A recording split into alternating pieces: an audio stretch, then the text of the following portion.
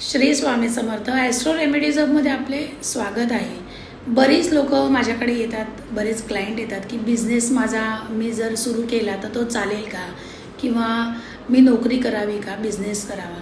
तर बिझनेस जर तुम्हाला करायचा असेल आणि जर तुमची पत्रिका नसेल तर तुम्ही कसं करणार किंवा कसा त्याचा अभ्यास करणार। तुम्हाला स्वतः जर पाहायचं असेल की तुम्ही एक बिझनेसमध्ये सक्सेस व्हाल किंवा नाही तर ते कसं पाहणार।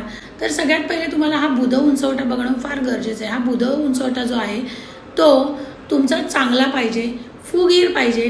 त्याच्यावर एक रेष असेल तर उत्तम, पण जरी त्याच्यावर अनेक रेषा असतील तर तुमची वैद्यकीय शास्त्रात सुद्धा प्रगती होऊ शकते। त्यामुळे एक रेषा तर कधीही उत्तम, पण अनेक रेषा असल्या तरी सुद्धा तुम्ही दुसऱ्या चांगल्या फील्डमध्ये जाऊ शकता। ह्या उंचवट्यावर फुल्ली नको, ती फुल्ली असेल तर ती अशुभ मानली गेली आहे। जर बुध उंचवट्यावर त्रिकोण असेल तर तुम्ही राजकारणात किंवा व्यापारात यशस्वी होऊ शकता। त्याचप्रमाणे चौकोन असेल तर ते अत्यंत शुभ मानलं गेलं आहे। त्याचप्रमाणे हा बुधाचा उंचवटा आणि त्याच्यावर ही जी करंगळी आहे तर या करंगळीला जर चक्र असेल तुमच्या दोन्ही करंगळ्यावर किंवा एका करंगळीवर जरी चक्र असेल तरी तुम्ही नक्की बिझनेस करू शकता।